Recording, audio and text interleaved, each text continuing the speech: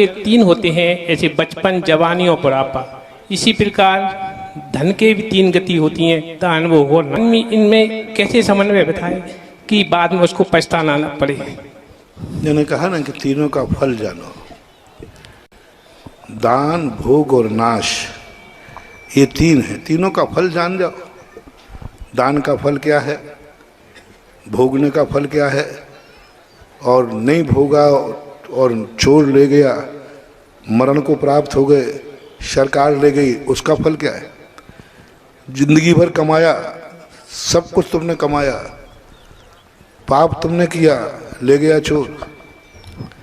पाप तुमने किया, सरकार ने जब्त कर लिया। जिंदगी भर पाप करते रहे, सब यहीं गड़ा हुआ छोड़ के चले गए, क्या मतलब निकलता। दूसरा, भोग की विनाश सीमा होती है। उसके जो तुमने धन को भोगा, किस सीमा तक भोगा, इस सीमा तक भोगा कि उस भोग से ही तुम्हारा नाश हो गया। इतना नाश हो गया, इतना नाश हो गया। एक व्यक्ति बहुत बड़े आदमी थे, उन्होंने जीवन में बहुत धन था, बड़े, तो धन की कोई कमी तो है नहीं। उन्होंने इतनी अय्याशी की, इतनी अय्याशी की, भोगा, जम के भोगा, पैसा है भोगूंगा, अय्याशी की। 2 नंबर का पैसा नहीं था, कोई डकैती का पैसा नहीं था, बाप की वसीयत का पैसा था, ओरिजिनल था, लेकिन भोग में लगा दिया। इतना भोगा, इतना भोगा कि एक दिन उनकी किडनी खराब हो गई। किडनी खराब होने के लिए अमेरिका गए, भारत में कोई ने तैयारी लिया।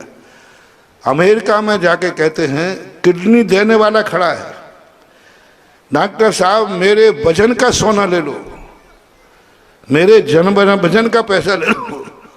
किडनी जितने में खरीदना है उतनी किडनी देने वाले आ गए। पैसे में कौन नहीं देते, किडनी सामने रखी है, पैसा देने को तैयार है। डॉक्टर कहता है साहब किडनी तो मिल जाएगी, लेकिन जहां किडनी रखना है वही स्थान सड़ चुका है।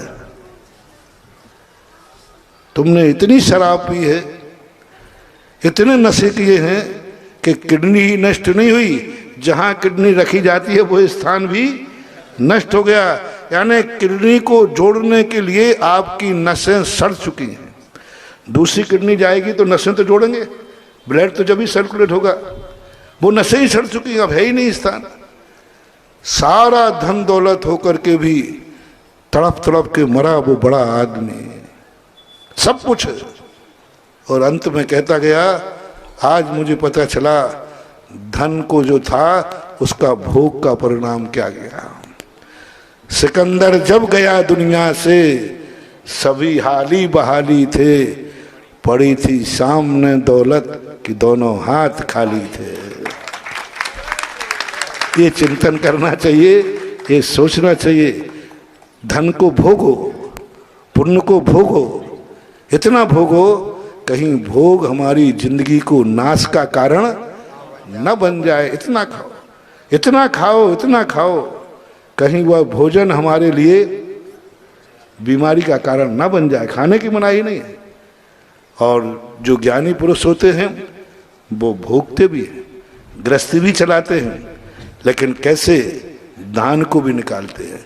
क्या उदाहरण दिया, बीज राख फल भोगवे, ज्यों किसान जग माही, त्यों चक्री सुख नृप करे, धर्म विसारे नहीं। चक्रवर्ती कैसा किसान का उदाहरण दिया। जैसे किसान फसल आती है तो सारी फसल खाता नहीं है, उसमें से बीज निकाल करके, बीज के भुट्टे निकाल कर अलग रख देता है। बीज निकालने के बाद जो बचता है फिर उसको खाने के काम लेता है। ऐसा चिंतन करना चाहिए।